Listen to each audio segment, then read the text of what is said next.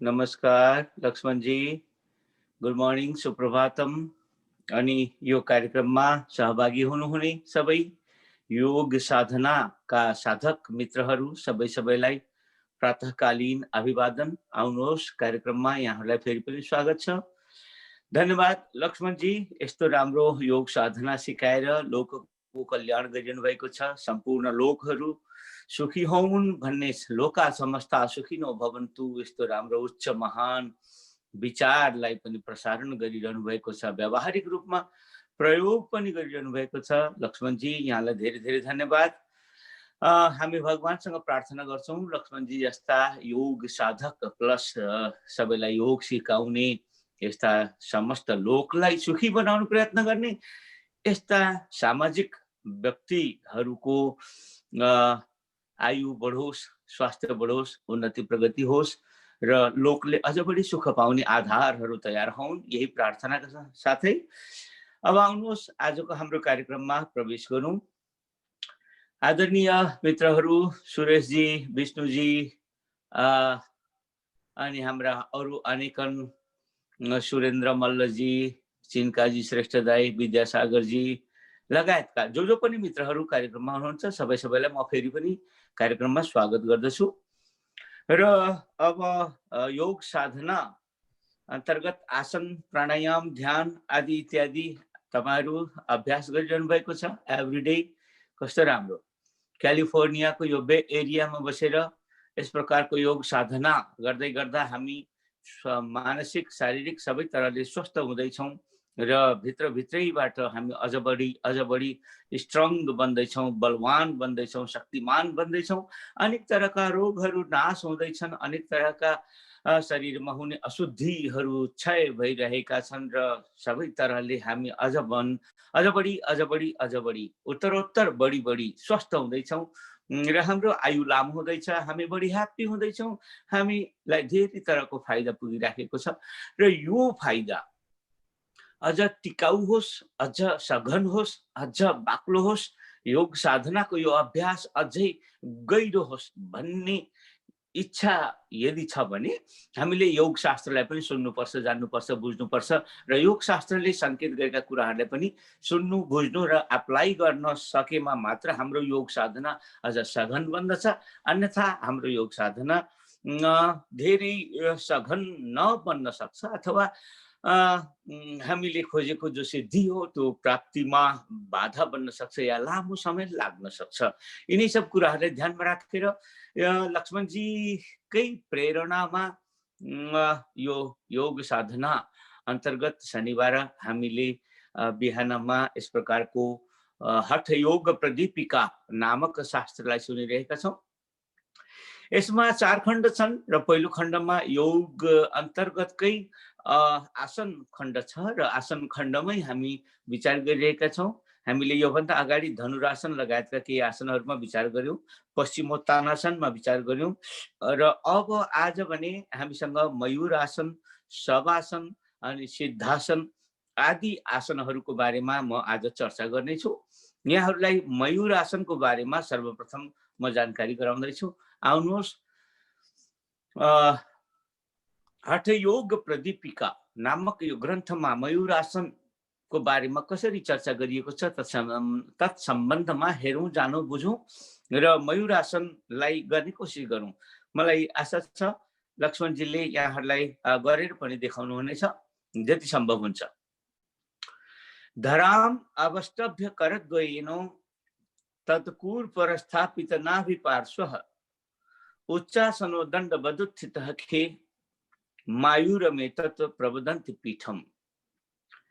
यो हठ योग प्रदीपिकाको मयूर आसनलाई वर्णन गर्ने श्लोक हो। यसमा के भनियो भने धराम अवष्टभ्य करद्वयेन, दुवै हातका पन्जाहरूलाई भुइँमा राम्ररी बिछाउनुहोस्।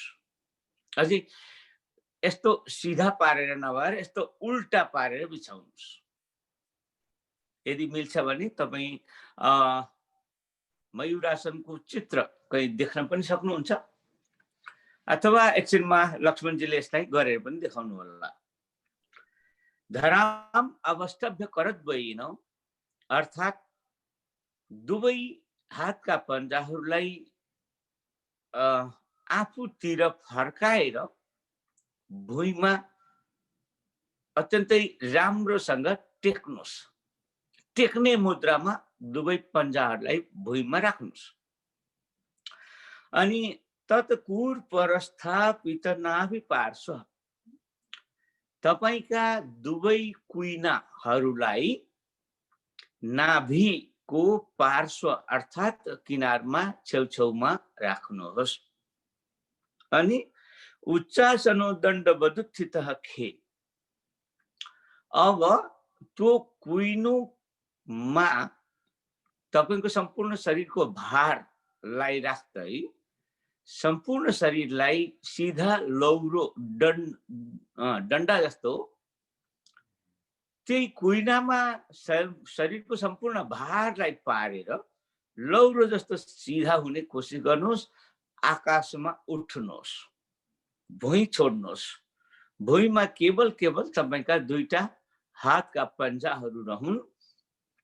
दुवै कुइनाहरू नाभिको आसपासमा रहोस् र सम्पूर्ण शरीरलाई सिधा गरेर पुरा लौरो जस्तो सिधा। ल लक्ष्मणजीलाई हेर्नुहोस् त, यो हो मयूर आसन। आहा, कस्तो राम्रो।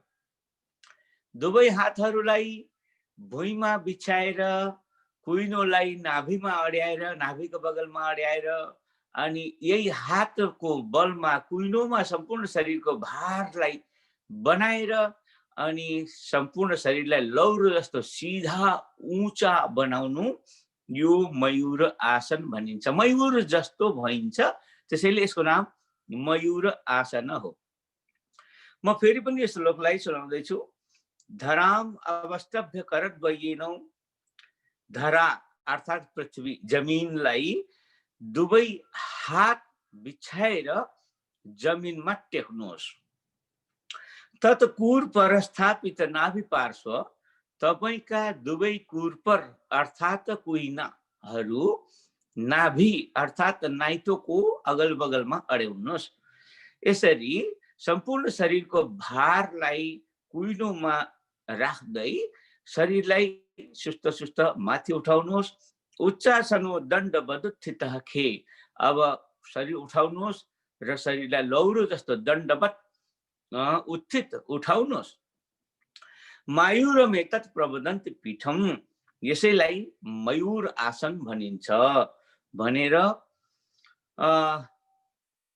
हठयोग प्रदीपिकाका लेखक स्वामी आत्माराम योगीले मयूर आसनको बारेमा कसरी गर्ने भन्ने बारेमा चर्चा गर्नुभयो। र यसलाई दुवै खुट्टा सिधा पसारेर लौरो जस्तो भएर पनि गर्न सकिन्छ र पहिले पद्मासनमा बसेर पद्मासनमै यस प्रकारको मयूर आसन पनि गर्न सकिन्छ। पद्मासन लगाई यो पनि अभ्यास गर्दै जाँदा सम्भव हुने कुरा हो। र योभन्दा अगाडि मयूर आसनका फलहरू यस श्लोकमा बताइएको छ। मयूर आसन गर्दा के फल हुन्छ? हरति सकल रोगान आसु गुल्मोदरादीन अभिभवति च दोषान आसनम श्री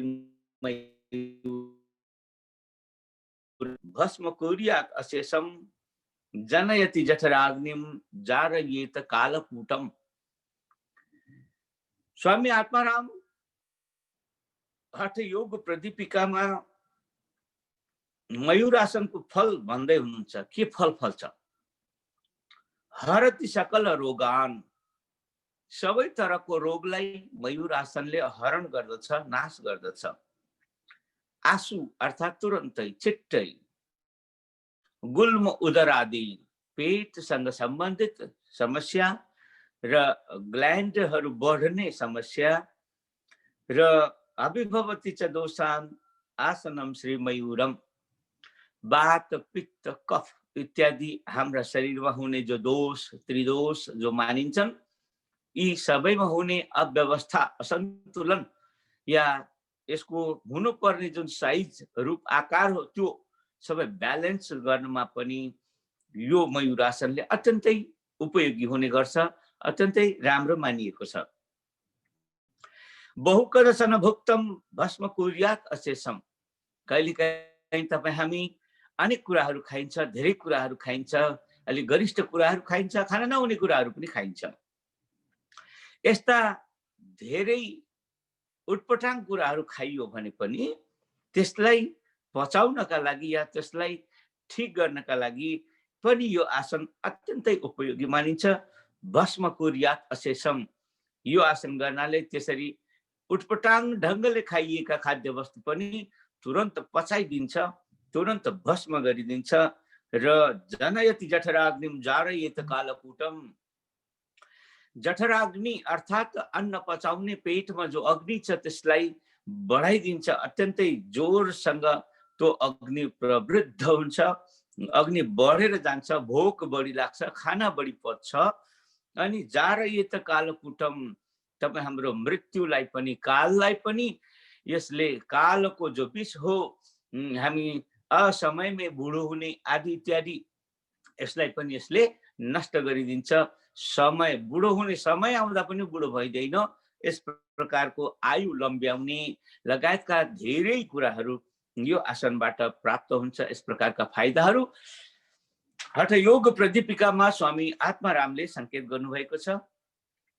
आदरणीय योगीजन जो पनि हाम्रो कार्यक्रममा सहभागी भएर यस कार्यक्रमलाई सुनिरहनु भएको छ, उहाँहरू सबैलाई मयूरासन गर्ने सत्प्रेरणा, सत्शक्ति भगवानले प्रदान गरून्। सबै योगी साधकहरूले मयूरासन गरेर अझ बढी आफ्नो स्वास्थ्य रक्षा, आफ्नो आयुको वृद्धि आदि अनेकन लाभ प्राप्त गर्न सक्नुहुनेछ भन्ने कुरा म निवेदन गर्न चाहन्छु। र यो श्लोकलाई फेरि पनि यहाँहरू समक्ष म सुनाउँदैछु।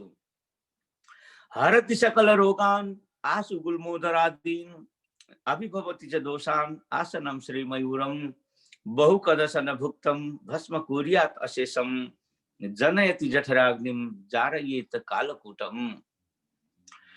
यसरी यो अग्निसँग सम्बन्धित हाम्रो पेटमा भोजन पचाउने जो अग्नि हो त्यसलाई बढाउने र आयु बढाउने आदि अनेकन अत्यन्त राम्रा फलहरू यो आसनका बताइयो। र यहाँहरूले सकेसम्म जहाँ तक सकिन्छ यो आसनलाई गर्नुहोला। सुरुमा कठिन पनि होला, तर पनि अभ्यास गर्दै जाँदा सुस्त सुस्त शरीर सबै कुरा ब्यालेन्समा आउँदै जान्छ र सम्भव हुँदै जान्छ। र यसरी यो आसन गर्नाले हामीलाई धेरै तरहको फाइदा हुन्छ भन्ने कुरा पनि हामीले सुन्यौं, जान्यौं, बुझ्यौं।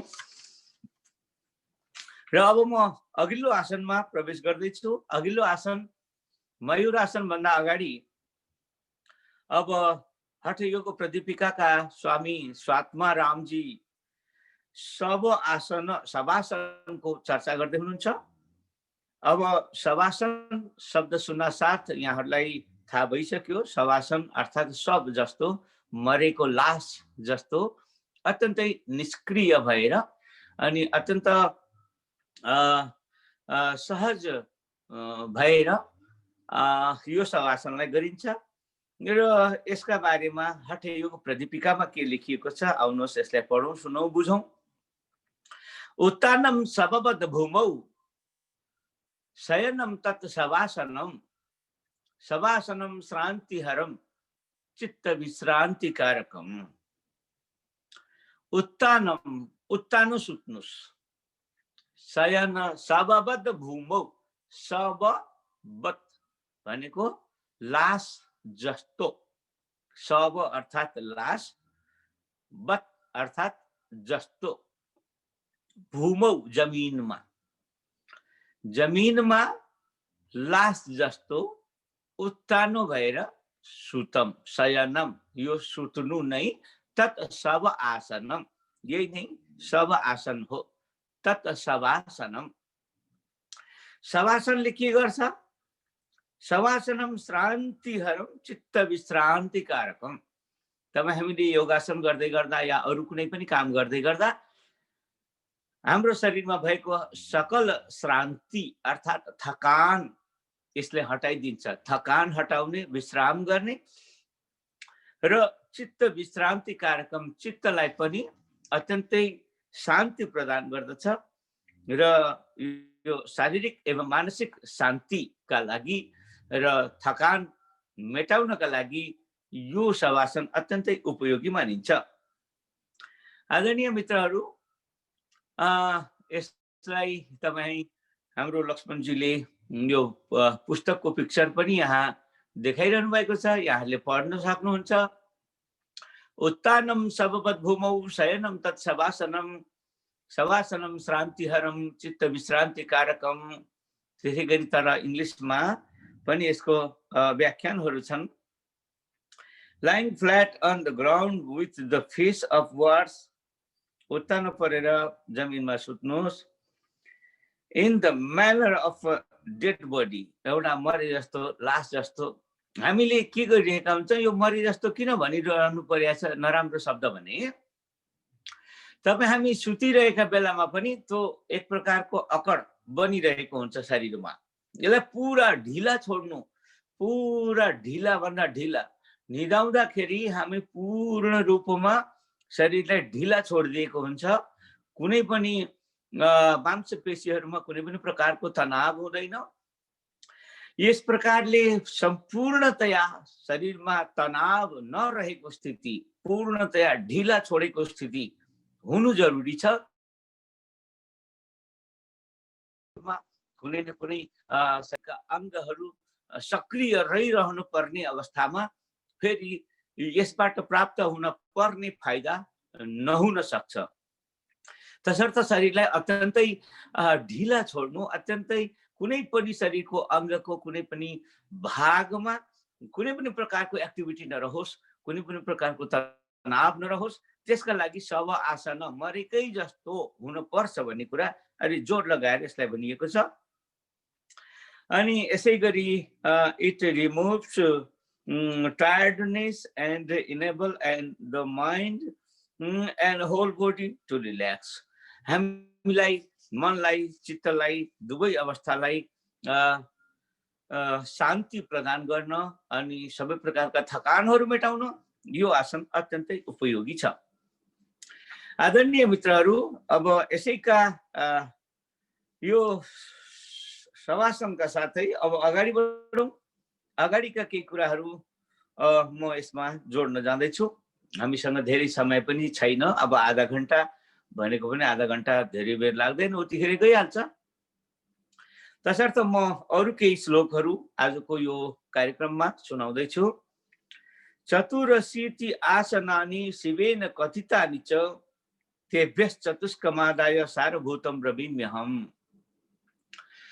भगवान शिव शङ्करले गौरी शङ्कर हिमालमा यी सबै तरहका आसनहरूको चर्चा सबैभन्दा पहिले पार्वतीजीलाई सुनाउनु भयो। माता पार्वतीबाट गणेश कुमारजीले सुन्नुभयो, कुमारजीबाट अनेकन इन्द्र आदि देवताहरूले सुने, इन्द्र आदि देवताहरूबाट बृहस्पति शुक्र आदि अनेकन सिद्ध ऋषि महर्षिहरूले सुने र उनै सिद्ध ऋषि महर्षिहरूबाट यो परम्परा बन्दै बन्दै यहाँ तक आइपुगेको कुरा हामीले जान्नुपर्छ। र यो श्लोकमा पनि शिवेन कथितानि भनेर शिवजीले भनेका आसनका कुरा म यहाँ भन्दैछु भनेर यो हठ योग प्रदीपिकाका लेखक स्वामी आत्मारामले भन्दै हुनुहुन्छ। चतुरशीति आसनानि शिवेन कथितानि, 84 वटा आसनहरूको बारेमा शिवजीले भन्नुभयो। तेभ्यः, ती 84 आसनहरू मध्ये चतुष्कम आदाय, कुनै 4 वटालाई लिएर सारभूतम ब्रवीमि अहम, कुनै 4 वटा सारभूत आसनको बारेमा म बताउँदैछु, लौ सुन्नुहोस् भनेर यो स्वामी आत्मारामले यहाँनिर आफ्नो 4 वटा अत्यन्तै सारभूत आसनको बारेमा चर्चा गर्ने प्रयत्न, आफ्नो संकल्प गर्दै हुनुहुन्छ। यसलाई फेरि पनि सुनौ। चतुरशीति आसनानि शिवेन कथितानि च तेभ्यश्चतुष्कमादाय सारभूतं ब्रवीमि अहम। 84 आसनहरू शिवजीले भन्नुभयो, ती मध्ये 4 वटा आसन जो सारभूत मानिन्छन् तिनलाई अब म भन्दैछु। अब ती सारभूत 4 आसनका चर्चा गरिँदैछ। ती के हुन् त ती सारभूत 4 आसन? सिद्धम पद्मम तथा सिंहम भद्रम वेति चतुष्टयम श्रेष्ठम तत्रापि च सुखे तिष्ठित सिद्धासने सदा।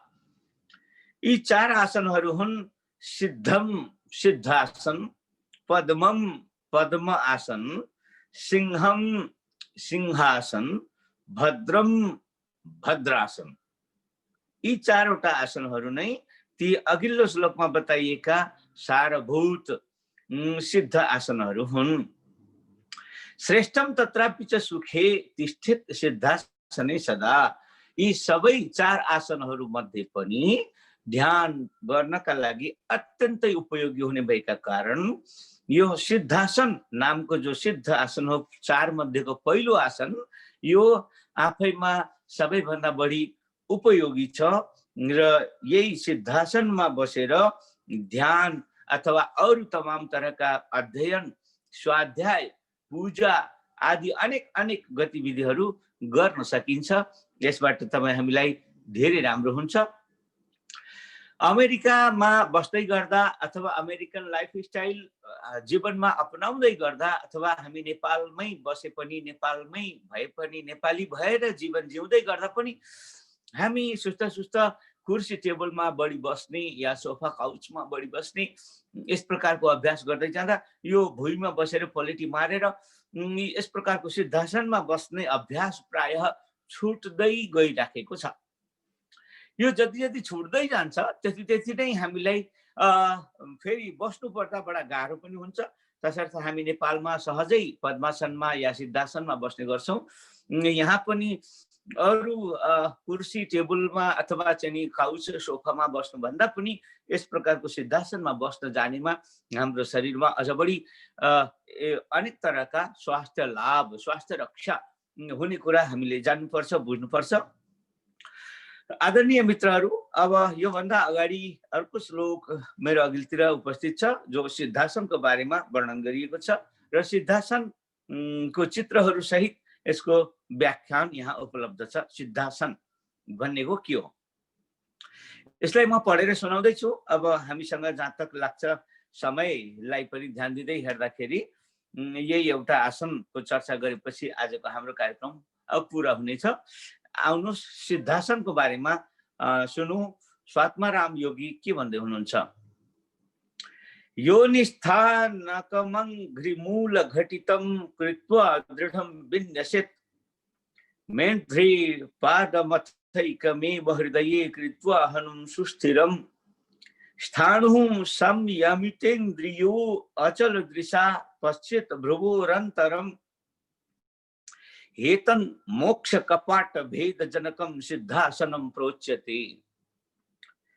यो हो सिद्धासन। योनिस्थानम कमङ्घ्रिमूल घटितं कृत्वा दृढं विन्यसेत्। योनिस्थान अर्थात् हाम्रो दिशा पिसाब गर्ने अंग, यी अंगहरूको नजिकै दुवै खुट्टाका पैतालाहरूलाई लगेर अठ्याउँ र यसैलाई आधा अठिएको, अलिकति अठिएको या च्यापिएको अवस्थामा कृत्वा दृढं विन्यसेत्, दृढ बनाएर अर्थात् मजबुतीका साथ त्यसलाई त्यहाँ स्थापित गरौँ। मेन्ध्रे पादम अथैकमेव हृदये कृत्वा हनुं सुस्थिरम्। हामीले हाम्रा दुवै खुट्टाहरूलाई यसरी सेट गरेर अनि हृदय कृत्वा हनुं, हाम्रो जो चिउडो हो त्यसलाई यसरी हृदयमाथि राखौं। अनि स्थाणुः संयमितेन्द्रियो चलदृशा पश्येत् भ्रुवोरन्तरम्। स्थाणुको जस्तो अर्थात् लकडी जस्तो अर्थात्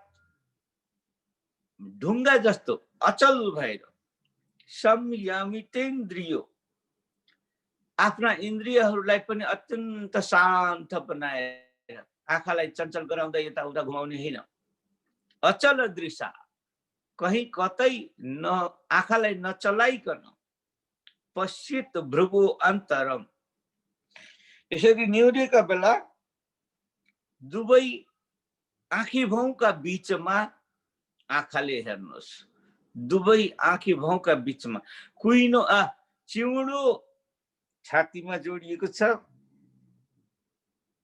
अनि दुवै आँखाले भ्रू आइब्रो को बीचमा हेरिराखौं। एतत् मोक्ष कपाट भेदजनकम सिद्धासनम, यो मोक्ष प्राप्त गराउनमा अत्यन्त सहयोगी हुने, सबै तरहका दुःख दूर गर्नमा अत्यन्त सहयोगी सिद्ध हुने यो सिद्धासन हो भन्ने कुरा सिद्धासनम प्रोच्यते, यसलाई सिद्धासन भनिन्छ भन्ने कुरा यो श्लोकमा बताइयो। सिद्धासन झट्ट हेर्दा अत्यन्त सहज सुन्दर लाग्छ, तर पनि यसलाई चिउडोलाई छातीमा राखेर अनि यो दुवै आँखालाई दुवै आइब्रोको बीचमा स्थापित गरेर अनि यस प्रकारले आँखालाई यताउता नघुमाइकन अत्यन्त स्थिर मतिले, स्थिर बुद्धिले चित्त शान्त गर्दै यस प्रकारले बसिरहनु। दुवै हातहरूलाई घुँडामाथि राख्नु र दुवै हातहरू घुँडामाथि राख्दै गर्दा पनि बुढी औँठा र चौरी औँठालाई जोडेर उत्तानो राख्नु, यी सबै कुरा ज्ञान मुद्रामा बस्नु, सबै कुरा यसमा ध्यान दिनुपर्ने कुराहरू मानिन्छ। र यसरी हामीले सिद्धासन गर्न जान्यौं भने मोक्ष प्राप्त गर्न गराउन यो अत्यन्त उपयोगी मानिएको छ। मोक्ष यो यस्तो शब्द हो जसले तपाईँ हामीलाई धर्म अर्थ काम मोक्ष अर्थात् मानव जीवनको उच्चतम सफलताको अथवा उच्चतम प्राप्ति उपलब्धिलाई मोक्ष शब्दले संकेत गर्छ। जुन मोक्षलाई प्राप्त गरेपछि सांसारिक दुःखहरू कुनै पनि प्रकारका दुःख रहँदैन। जुन मोक्ष प्राप्त गरिसकेपछि फेरि बार बार जन्मिनु पर्दैन। जन्मिनु नै सबै तरहका दुःखको कारण हो, किनकि जन्मेपछि शरीर भएपछि जन्मिनु पर्यो, जन्मेपछि शरीरलाई बढाउन खानु पर्यो, पिउनु पर्यो, खेल्नु कुद्नु पर्यो, अनेक अनेक काम गर्नु पर्यो, अनेक अनेक अब यो सबै गर्दाखेरि अनेक दुःखहरू अटोमेटिकली आइपर्छ। त्यसर्थ जन्म लिन नपर्नु, जन्म मृत्युको चक्रमा नफस्नु नै मोक्ष हो, जुन मोक्षलाई यो सिद्ध आसनले उपलब्ध गराउन सक्छ भन्ने कुरा यहाँ बताइयो। आदरणीय मेरा मित्रहरू, योगीजनहरू, योग साधकहरू, यहाँहरूले योग साधना गर्दै आफ्नो स्वास्थ्यलाई मानसिक, शारीरिक, आध्यात्मिक सबै तरहको स्वास्थ्यलाई अत्यन्त राम्रो बनाइरहनु भएको छ। खुसी छ। यहाँहरू यस्तै गरी अगाडि बढिरहनुहोस्। हामी सबैको शुभकामना। र आजको कार्यक्रममा सिद्धासनसँग सम्बन्धित यिनै विषयवस्तुहरूलाई यहाँहरू समक्ष राख्दै अब आजको समय पूरा भइरहेको संकेत प्राप्त गर्दै गर्दा मैले आजको यो कार्यक्रमलाई यहीँनिर पूर्णता प्रदान गर्दैछु। ओम पूर्णमदः पूर्णमिदं पूर्णात् पूर्णमुदच्यते पूर्णस्य पूर्णमादाय पूर्णमेवावशिष्यते। ओम शांति शांति शांति। हरि ओम। जय हो।